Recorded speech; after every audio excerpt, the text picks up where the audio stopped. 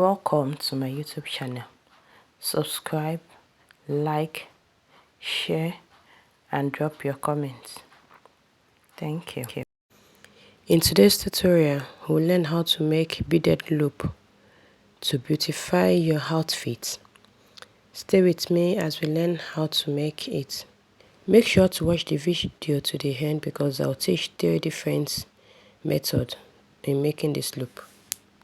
For the first 2 loop making method, we need plastic bone and the original bone.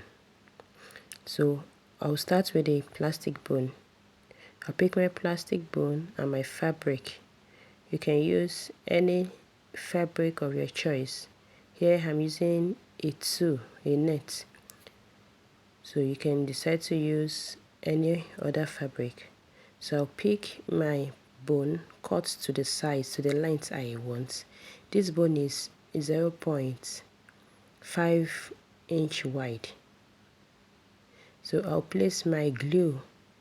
You can use any glue of your choice also on my bone, and I'll place it on the fabric like this. And because I'm using a sheer fabric, that is a fabric that you can see through, and also I don't want my bone to be so obvious, to be noticeable, so I'll fold my fabric on the bone multiple times. But if you are using a thick fabric, you might not have to do that. Maybe once you just glue your fabric and you turn it once and you make sure the edges are neat, you should be fine.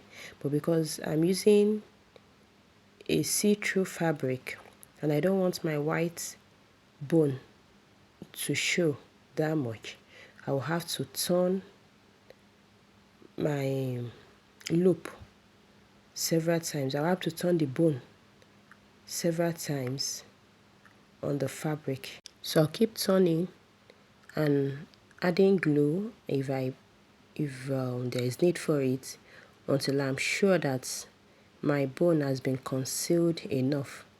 At this point, you see it's not really looking white again.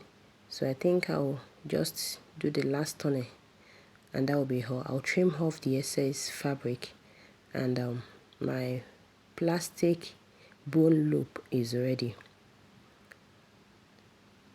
Okay, let's go to the ridgeline bone. Since I can sew the ridgeline bone with my machine, I will use my machine. I won't use glue at this point. I'll use my machine to sew it. And the same way I did with the plastic bone, I'll turn it several times so as to hide or to conceal the white bone.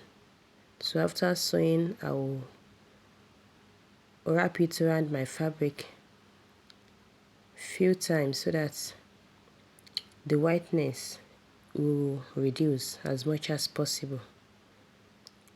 I've finished sewing the first part, so I'm now turning.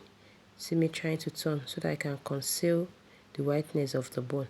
But as I said earlier, if you are not using a sheer fabric, you don't have to turn it several times.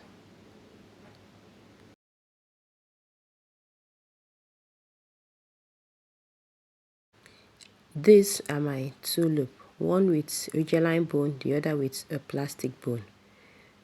The ridgeline bone is flexible, you see the way it's folding, but the plastic bone is solid.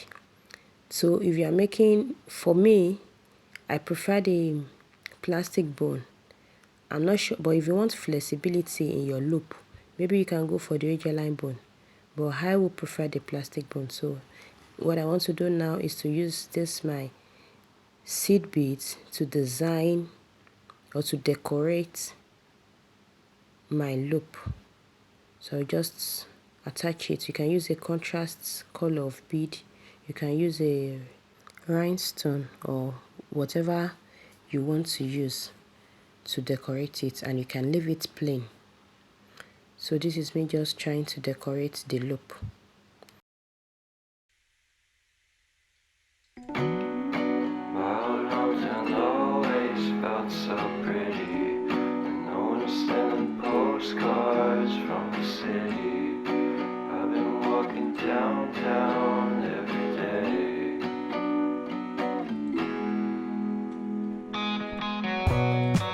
better just to always try to.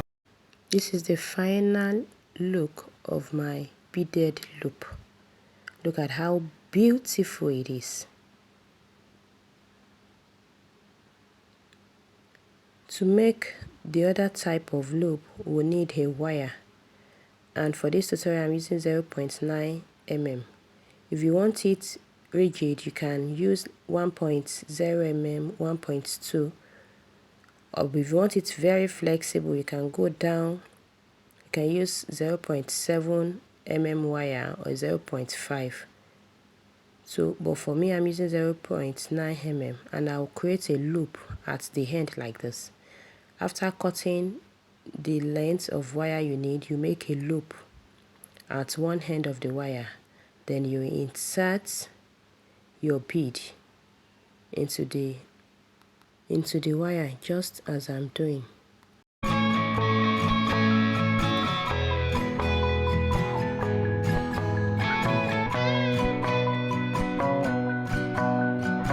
Once I've finished filling my wire, I will use my round nose plier to make a loop.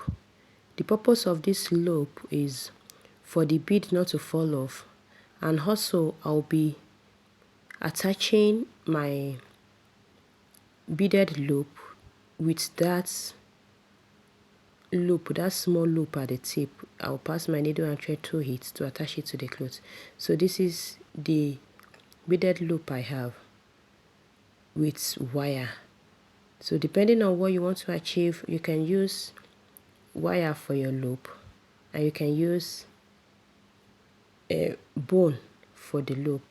You can use a ridgeline bone, you can use a plastic bone. But personally, I love the wire and I love the plastic bone. But the ridgeline bone, it's too flexible. It's too flexible for my liking. So I'll be attaching this like from that tip, because at that tip the bone does not extend to the tip, so it will be easy to pass your needle and thread. Thank you so much for watching this video. If you enjoy it, please like, subscribe. See you in my next video. Bye.